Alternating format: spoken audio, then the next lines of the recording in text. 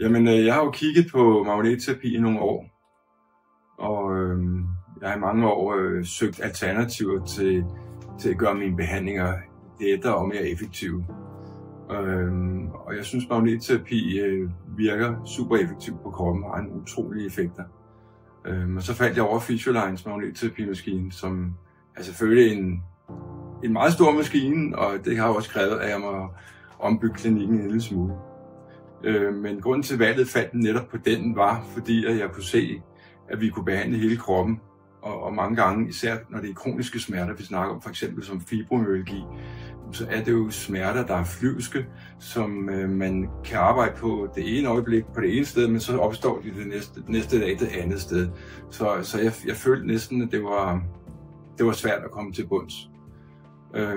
Og så var jeg inde og prøve maskinen, og jeg har læst en del om det, og jeg kunne faktisk mærke en smertelindrende effekt med det samme.